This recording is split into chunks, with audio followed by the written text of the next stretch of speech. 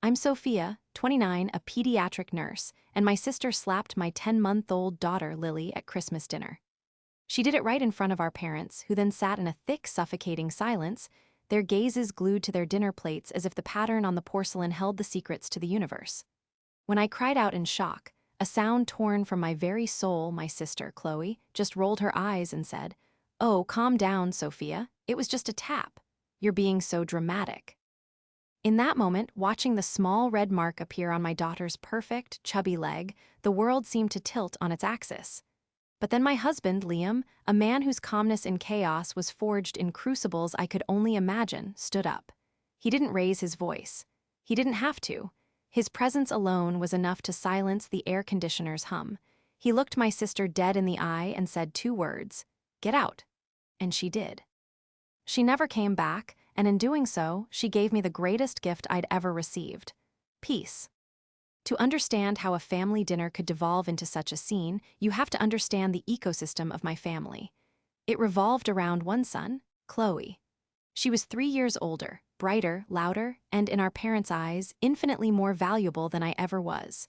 I was the moon, a quieter celestial body, content to orbit and reflect a little of her light. From our earliest days, the dynamic was set. I remember a specific summer afternoon when I was 7. I had spent weeks saving my allowance to buy a beautiful, intricate model sailboat. It was my prized possession. I kept it on the highest shelf in my room, a testament to my patience. Chloe, then 10, wanted to play with it in the bathtub. I said no. It was delicate, made of balsa wood and thin paper sails.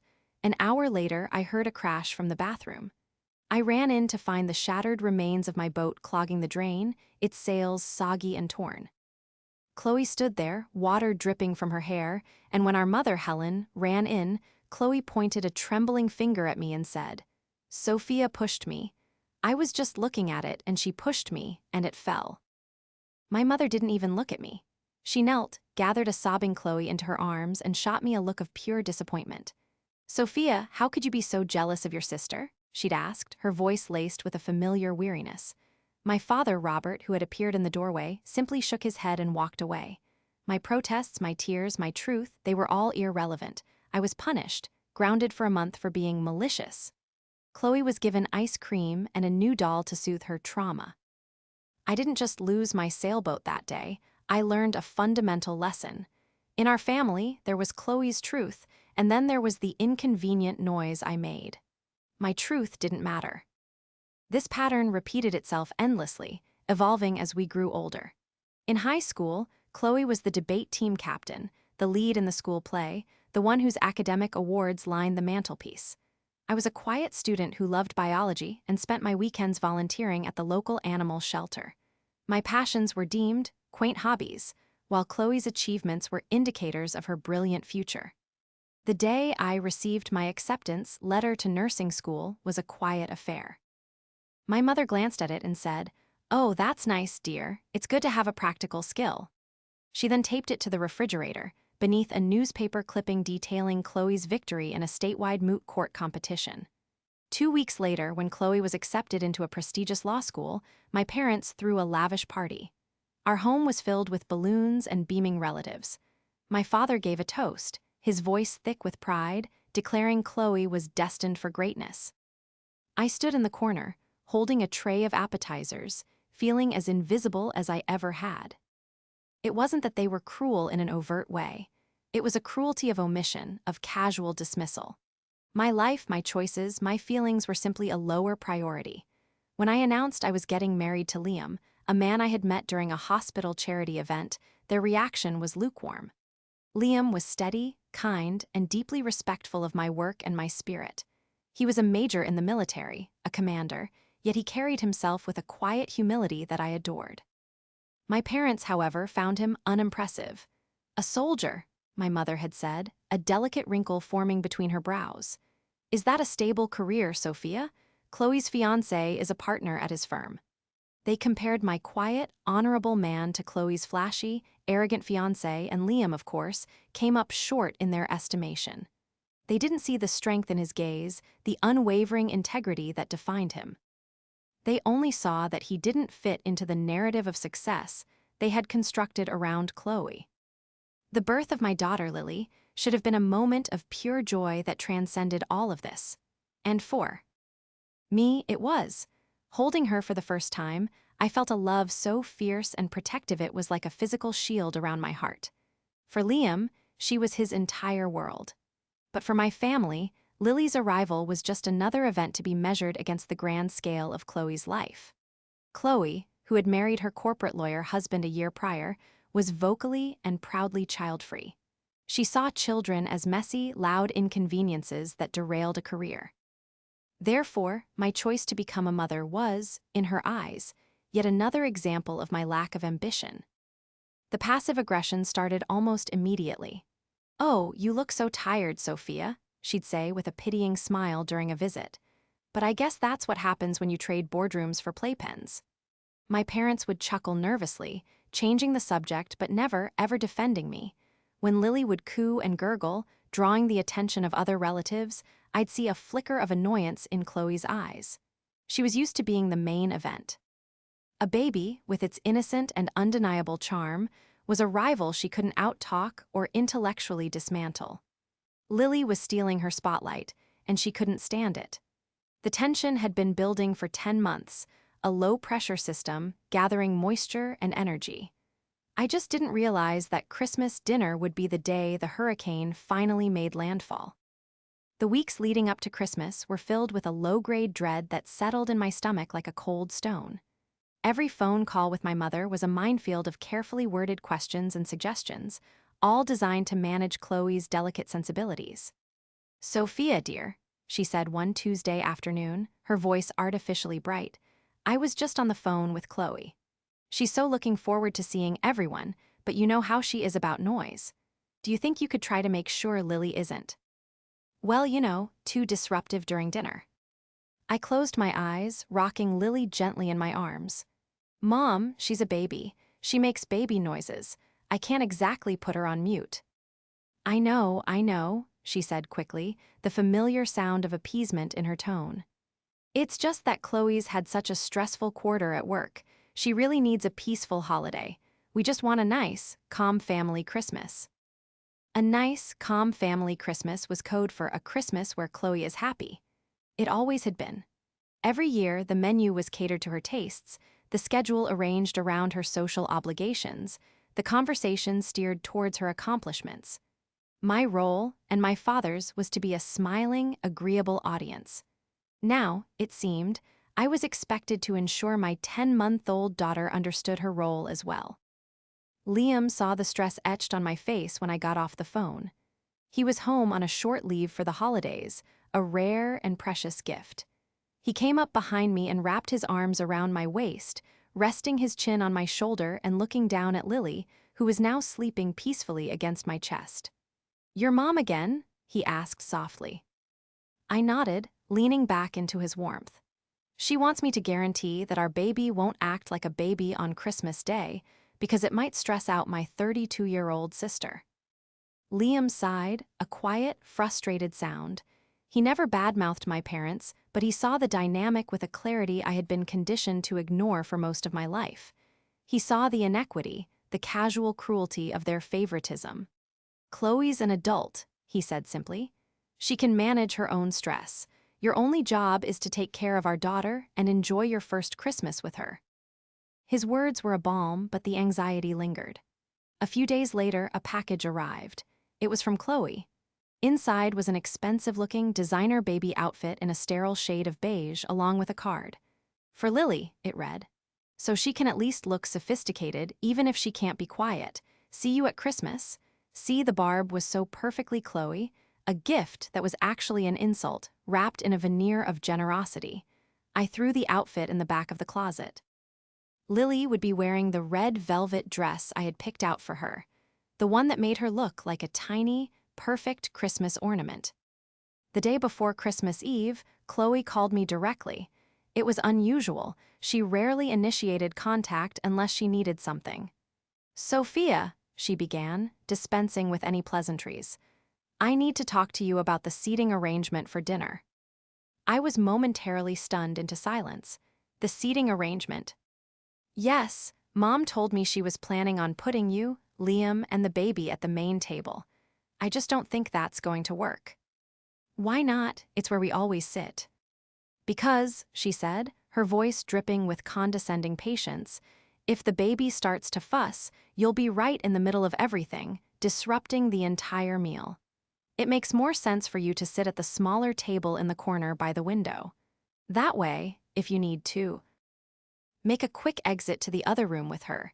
You won't be disturbing me or my conversation with Mom and Dad. She was asking me to preemptively banish myself and my child to the kiddie table. Not because Lily had been disruptive, but because she might be. It was a presumption of guilt, a punishment for a crime not yet committed.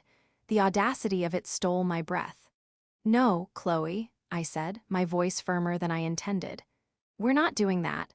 We're part of the family, and we will sit with the family. I'll handle Lily if she gets fussy. There was a beat of shocked silence on the other end. Chloe was not used to hearing the word no from me. Fine, she finally snapped, her tone icy. But when she ruins dinner, don't say I didn't warn you. She hung up before I could reply. I immediately called my mother. Mom, did you know Chloe called me and tried to banish me to the corner table?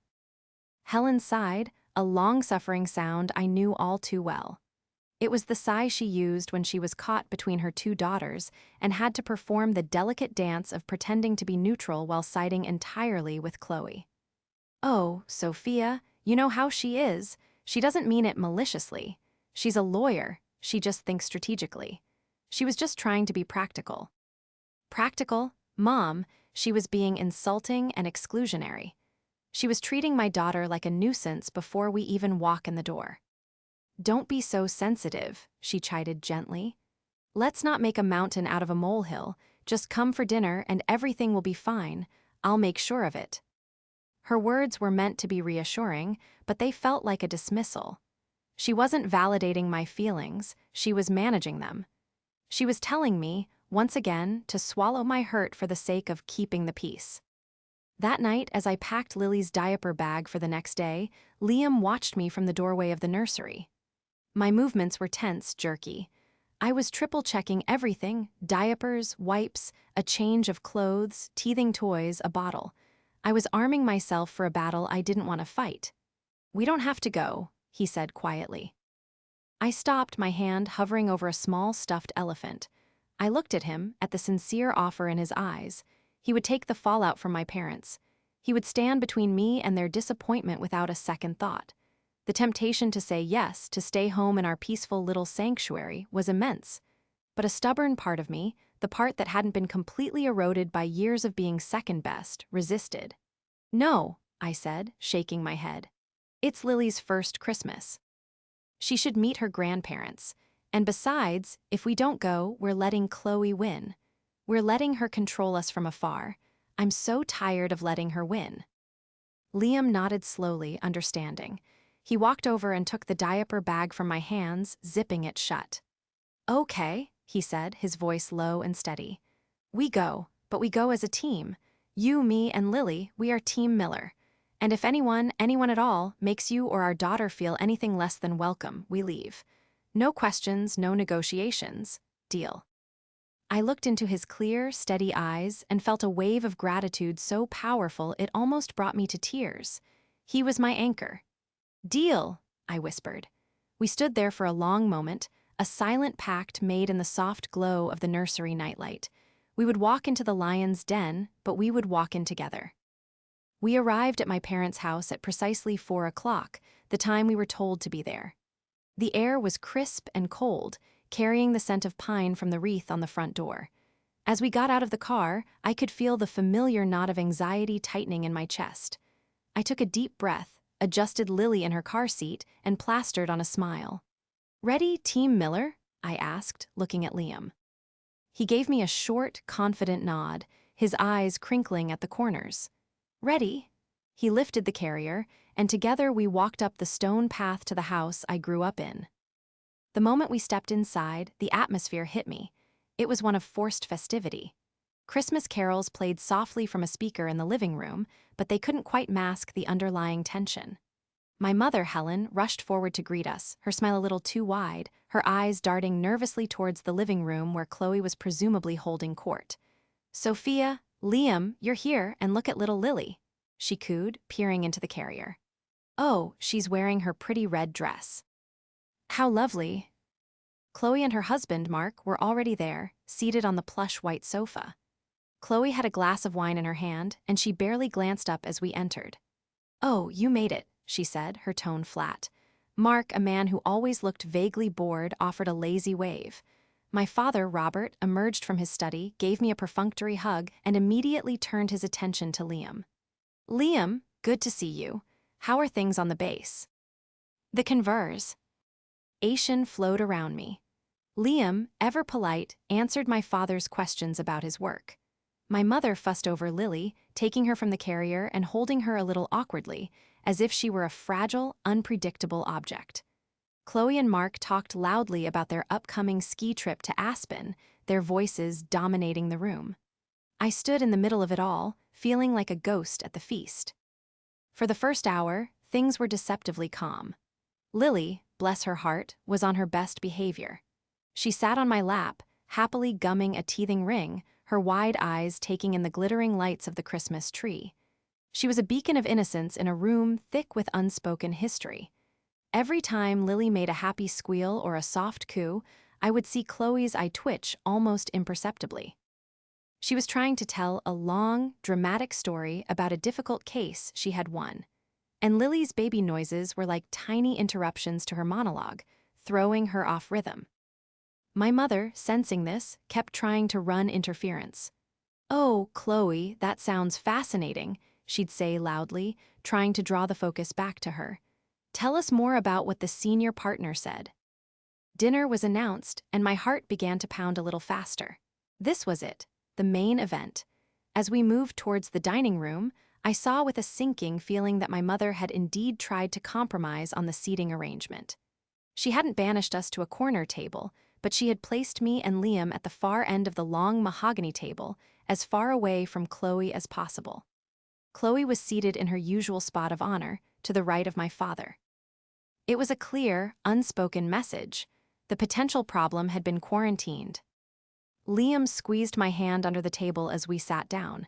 It was a small gesture, but it meant everything. It said, "I'm here, I see it too." The meal began. My father carved the turkey, my mother bustled about with side dishes, and Chloe held forth on the topic of her firm's disappointing holiday bonuses. "I mean, after the year I've had, the billable hours I've put in," she said, gesturing with her fork, "you'd think they could show a little more appreciation. Mark's firm gave him a trip to Hawaii." "That's a shame, honey," my mother said, her expression a perfect blend of sympathy and outrage on Chloe's behalf. I tried to eat, but my appetite had vanished. I bounced Lily gently on my knee. She had been a perfect angel so far, but it was getting close to her bedtime, and I could feel her starting to get a little restless. She began to squirm, letting out a small, tired whimper. It was quiet, barely audible over Chloe's voice, but Chloe stopped talking instantly. She turned her head and pinned me with a look of pure irritation. "Is she going to start?" she asked, not to me, but to our mother. "She's fine," I said quickly, before Helen could answer. "She's just getting a little sleepy." I reached into the diaper bag I'd placed on the floor beside me and pulled out a small, soft toy for her to play with. This seemed to placate her for a few more minutes. She grabbed the toy, shook it, and gave a happy little shriek. Chloe flinched as if the sound had been a physical blow. "Sophia, can you please control your child?" she said, her voice sharp. "I'm trying to have an adult conversation." "She's just playing, Chloe," I said, my voice tight. I could feel the eyes of everyone at the table on us. My father looked down at his plate. My mother had a pained, pleading look on her face, silently begging me not to escalate. Mark just looked amused. "It's distracting," Chloe insisted. "This is Christmas dinner, not a daycare center." At that moment, Lily, perhaps sensing the tension, or maybe just because she was a baby, decided she'd had enough. She let out a full-blown, frustrated cry. It wasn't a scream, just the tired, cranky wail of a baby who needed to go to bed. Okay, little one," I murmured, standing up and shifting her to my shoulder. "I'll take her into the living room." As I started to move away from the table, my path took me right behind Chloe's chair. And that's when it happened. As I moved past my sister's chair, holding my crying daughter, Chloe made a sound, a sharp, exasperated tusk. Before I could fully register it, she reached back, not even looking, and slapped her hand against Lily's leg. It wasn't a hard slap. It wasn't a strike meant to cause deep physical pain. It was a swat. A quick, dismissive, impatient gesture of annoyance, the kind one might use on a pestering dog. But this wasn't a dog. This was my child. My 10-month-old, perfect, defenseless baby. The sound of it, the soft thwack of her hand against the velvet of Lily's dress and the tender skin beneath, seemed to echo in the suddenly silent room. Lily's cry hitched in her throat, cut short by surprise, before erupting into a genuine wail of shock and pain. For a heartbeat, I froze. My entire world narrowed to that single point of contact. My brain simply couldn't process what had just happened. My sister, my own flesh and blood, had struck my daughter. It was an action so far outside the realm of possibility that my mind refused to accept it. Then the shock shattered, and a white-hot wave of pure, primal rage washed over me. I spun around to face her. "What did you just do?" The words came out as a strangled whisper. Chloe didn't look guilty. She didn't even look concerned. She looked annoyed. She slowly turned in her chair, a look of profound irritation on her face, as if I were the one who had committed some unforgivable social faux pas. "What?" she said, her voice dripping with disdain. "I barely touched her. I was just trying to get her to stop." "You hit her," I shrieked, my voice cracking. I looked down at Lily's leg. Even in the dim light of the dining room, I could see a faint red mark blooming on her pale skin. The sight of it sent another jolt of fury through me. "You hit my baby." "Oh, for heaven's sake, Sophia, stop being so hysterical," Chloe said, rolling her eyes. She picked up her wine glass and took a sip, the picture of unbothered arrogance. "It was a tap. She's fine, you're overreacting." "Overreacting?" My voice rose with every syllable. "You put your hands on my child. What is wrong with you?" I looked desperately around the table, my eyes pleading for someone, anyone, to intervene, to validate my horror, to say something. What I saw broke my heart into a million pieces.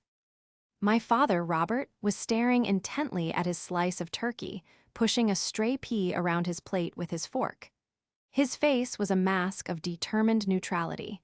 He had retreated into himself, building a wall of silence to avoid the conflict. He wasn't going to help. Mark, Chloe's husband, was leaning back in his chair with a smirk on his face, clearly enjoying the drama. He saw it as entertainment, a little holiday spectacle. He was useless. Then my eyes landed on my mother. Helen. Her face was pale, her lips pressed into a thin, tight line.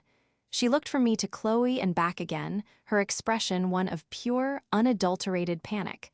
But it wasn't panic for Lily, or for me. It was the panic of a hostess whose dinner party was going terribly wrong. Her eyes met mine for a fleeting second, and in them I saw it all. The desperate desire for this all to just go away, the terror of confronting Chloe, the silent, frantic plea for me to just drop it and sit down. She opened her mouth as if to speak, but no words came out. She just sat there, frozen in her chair, a monument to inaction. The silence was the second blow. It was more painful in its own way than the slap itself. The slap was Chloe's singular act of malice. The silence was the family's collective betrayal. It was their tacit endorsement of Chloe's actions. It was them telling me, without words, that my daughter's well-being was less important than Chloe's comfort, that my pain was an inconvenience, that I was, as Chloe had said, overreacting. In that moment, I felt a profound and desolate loneliness. I was surrounded by my family, in the home I grew up in, and I had never felt more alone in my entire life. I stood there, clutching my weeping daughter to my chest, my own tears starting to fall, and I realized a devastating truth. To them, I was still the little girl with the broken sailboat. My truth didn't matter. And now, my daughters didn't either. The silence stretched, thick and unbearable, each second a fresh wave of abandonment washing over me. The silence in the dining room became a living entity. It was heavy and suffocating, pressing in on me from all sides. My own ragged breathing and Lily's heartbroken sobs were the only sounds. I stood rooted to the spot, my gaze locked on my mother, waiting, praying for her to break the spell, to rise to the occasion, to be the mother I needed her to be. Just one word of support. "Chloe, that was not okay." That's all it would have taken. But the word never came. Her paralysis was her answer. My rage began to curdle into a cold, hard despair. I looked from my mother's panicked face to my father's averted gaze, and finally back to Chloe, who was now looking at me with an expression of triumphant boredom. She had won. She had asserted her dominance, demonstrated her power over the entire family, and was now just waiting for me to scurry away with my tail between my legs, just like I always did. But someone else had been watching. Someone who was not bound by the decades of toxic family dynamics. Someone whose loyalty was not to the past, but to the present, to me, and to our daughter. Liam had been perfectly still throughout the entire exchange. I hadn't even dared to look at him, perhaps afraid that I would see a reflection of my family's helplessness in his eyes. But when I finally chanced to glance his way, I saw something entirely different. There was no panic, no confusion. His face was calm, but his eyes were like chips of ice. He was serving, processing, and calculating. He was a commander assessing a battlefield. Then he moved. The action was so simple, so deliberate, it cut through the tension like a knife. He slowly, carefully, placed his folded linen napkin on the table beside his plate. He pushed his chair back, the legs making a soft scraping sound on the hardwood floor that seemed deafeningly loud in the silence. He stood up. Liam was not a physically intimidating man in the traditional sense. He wasn't a giant, but he had a presence. His military bearing, the straightness of his spine, the economy of his movements, it all combined to create an aura of unshakable authority. He didn't need to puff out his chest or raise his voice. His quiet confidence was more powerful than any outburst could ever be. He didn't look at me. He didn't look at my parents. His entire focus, his entire being, was aimed directly at my sister. He took one step away from the table, positioning himself slightly in front of me and Lily, a subtle, protective shield. Chloe's smug expression faltered for the first time. She looked up at him, a flicker of uncertainty in her eyes. She was used to being the most powerful person in any room she was in, at least within this family. Liam was an anomaly she couldn't control. "Liam, sit down," my mother finally managed to whisper, her voice trembling. "Let's not make this any worse." Liam ignored her as if she hadn't spoken. He kept his eyes locked on Chloe. The room held its breath. When he finally spoke, his voice was not angry. It was not loud. It was low, flat, and utterly devoid of emotion, which made it all the more terrifying. It was the voice of a man who had made a decision, and for whom the matter was now closed. "Get out," he said. Just 2 words. No explanation, no negotiation. It was not a request, it was an order. The finality of it hung in the air. Chloe stared at him, her mouth opening and closing silently for a few seconds like a fish. The arrogance drained from her face, replaced by pure, unadulterated shock. No one had ever spoken to her like that. Ever. "What did you say to me?" she sputtered, finding her voice. Liam didn't even blink. "I said get out," he repeated, his voice holding the exact same calm, chilling tone. "Get your things and get out of this house." "You can't kick me out," she shrieked, her voice rising to a hysterical pitch. "This isn't your house. Dad, Mom, are you going to let him talk to me like that?" She looked wildly at our parents. This was the moment of truth.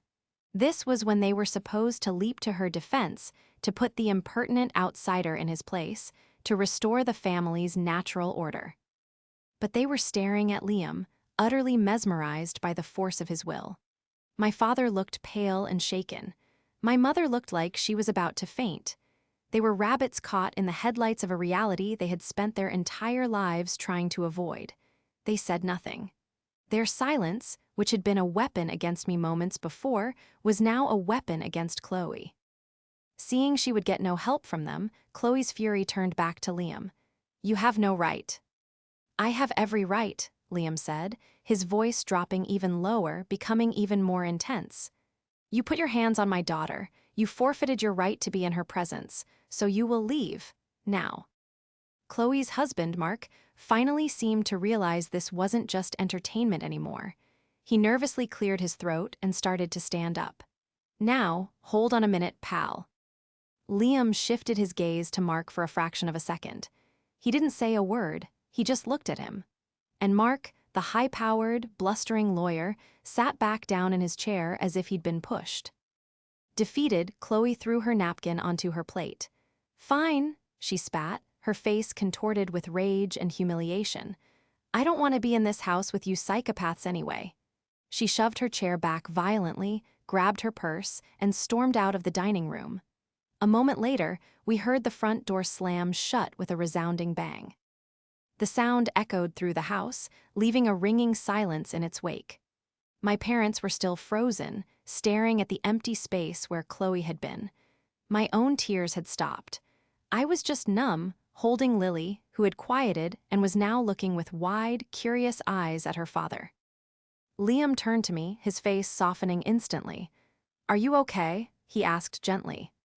I couldn't speak, so I just nodded, clutching Lily tighter. He nodded back. "Okay," he said, his voice returning to its normal, warm tone. "Let's go home." He walked over to where I had dropped the diaper bag and picked it up. He took Lily's coat from the back of my chair and gently helped me put it on her. As I did, my mother finally broke out of her stupor. "Sophia, wait," she said, her voice weak. "Don't go, we can still salvage the evening. It's Christmas." I turned to look at her, and for the first time, I felt nothing. Not anger, not sadness. Just a vast, empty space where my love and need for her approval used to be. "No, Mom," I said, my own voice sounding distant and strange to my ears. "It's over." We walked out of the dining room, past the perfectly set table and the half-eaten meal. We didn't say goodbye. We left my parents sitting there in the ruins of their nice, calm family Christmas, and we walked out into the cold night air together. As the door clicked shut behind us, I took my first breath of free air. The car ride home was silent, but it was a comfortable, healing silence. I sat in the back with Lily, who had fallen into an exhausted sleep in her car seat, her little chest rising and falling rhythmically. I watched the Christmas lights of passing houses blur into streaks of color through my tear-filled eyes.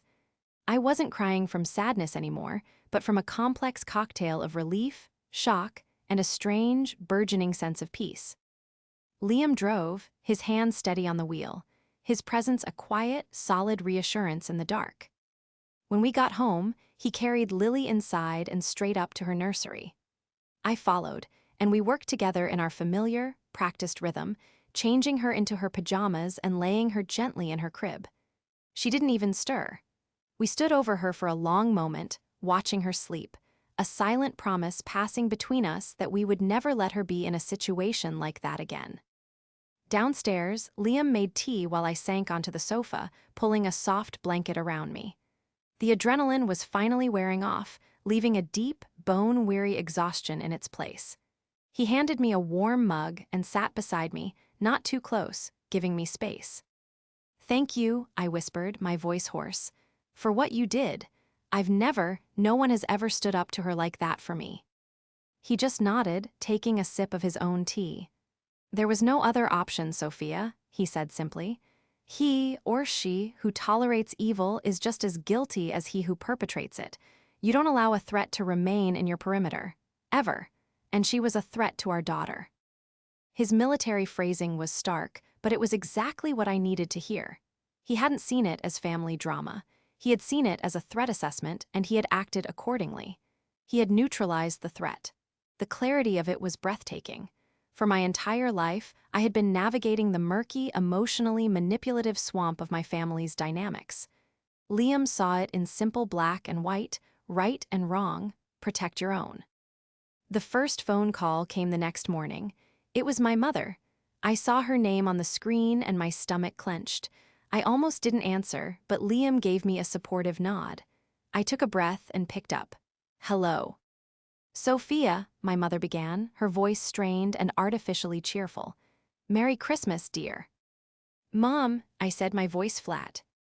Listen, about last night, she said, rushing on before I could speak. Things got a little out of hand. I know you were upset, and your sister, well, Chloe has always been a little hot-headed. But she's your sister, and she's terribly, terribly hurt.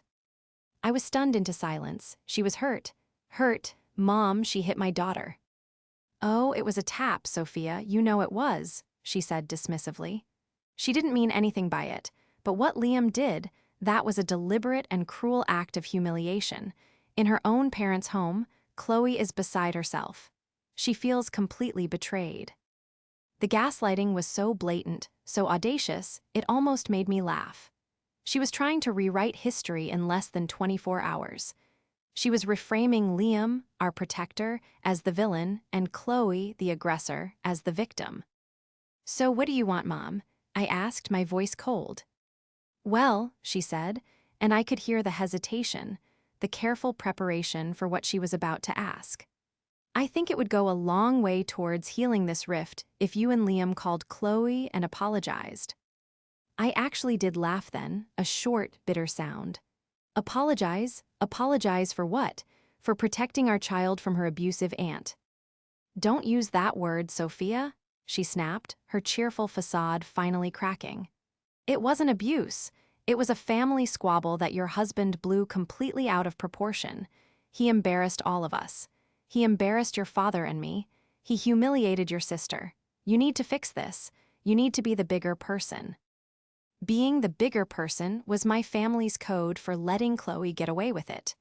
I had been the bigger person my whole life. I had been a mountain, but now I was done. No, I said. The word felt powerful, clean. We will not be apologizing. Chloe is the one who needs to apologize, to me and to Lily.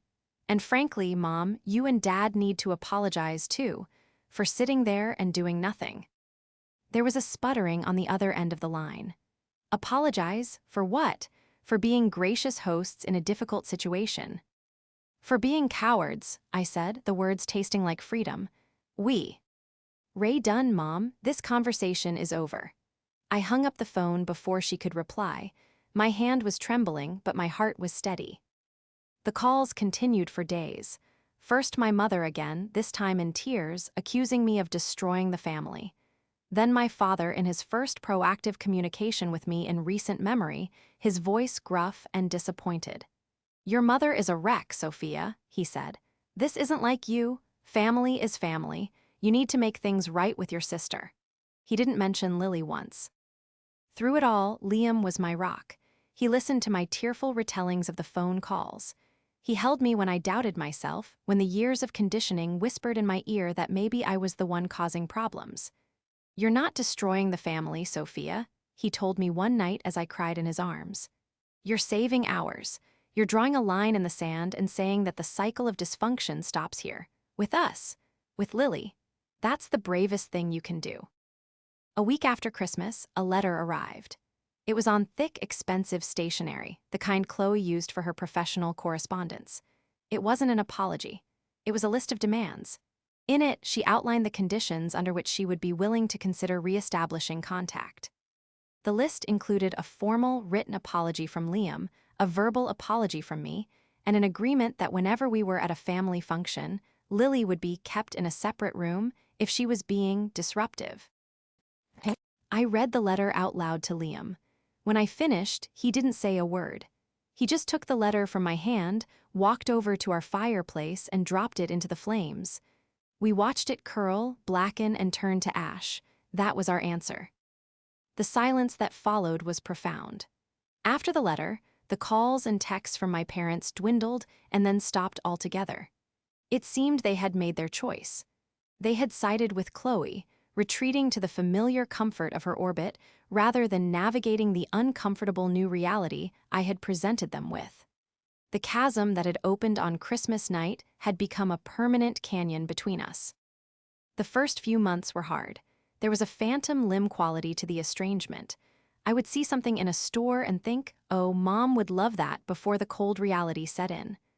I felt pangs of guilt, moments of intense sadness for the family I wished I had, rather than the one I did. During those times, Liam's quiet strength was my anchor.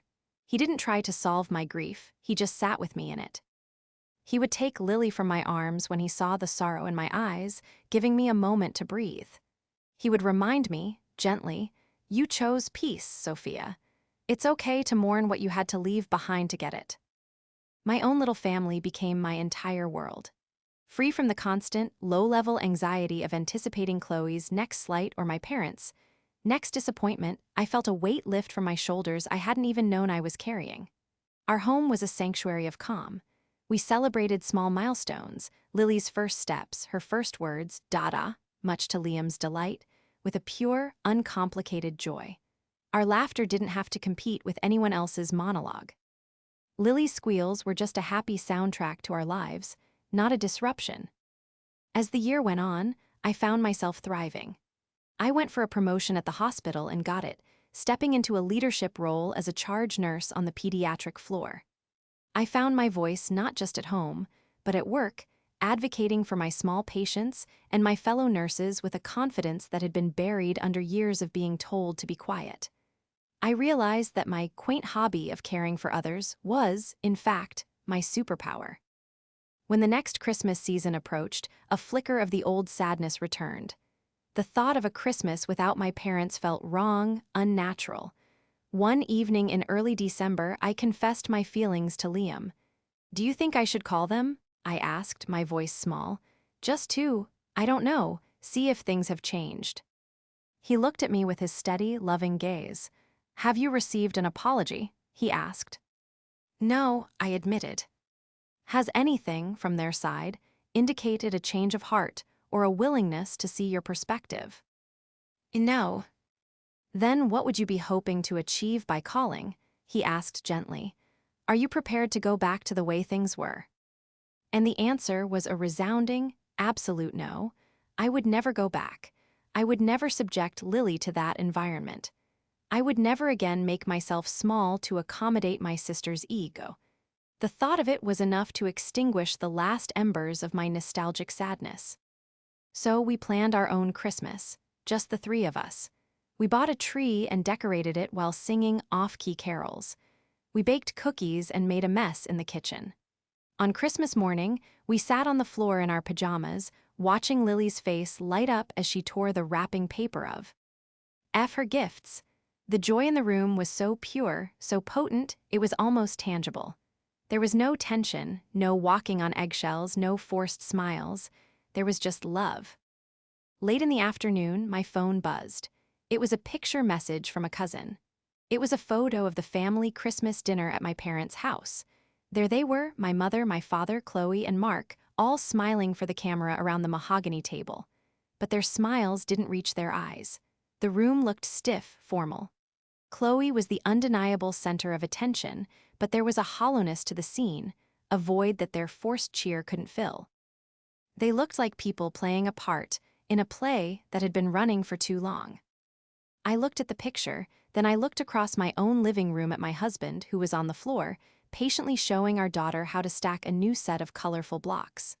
Lily giggled, knocking the tower over, and Liam laughed with her, a sound of pure, unadulterated happiness. I deleted the picture from my phone and didn't look back. They had made their choice, and I had made mine. And I had chosen joy. I know there's a version of this story where I'm painted as the villain, the unforgiving daughter who tore her family apart over a misunderstanding. My sister certainly tells that version, I'm sure. My parents probably believe it, but they don't see the truth. The family was already broken. All I did was stop pretending it wasn't. Standing up for my daughter wasn't the act that broke us. It was the act that saved me. It was the moment I stopped being the moon, reflecting someone else's light, and finally became my own sun. So, to anyone out there who finds themselves in a similar situation, constantly shrinking to fit into a space that was never meant for you, I want to ask you this. What would happen if you stopped? What would happen if you chose yourself, your peace, and the well-being of the family you've created over the toxic loyalty to the family you were born into? It might be the hardest thing you ever do, but it might also be the thing that sets you free.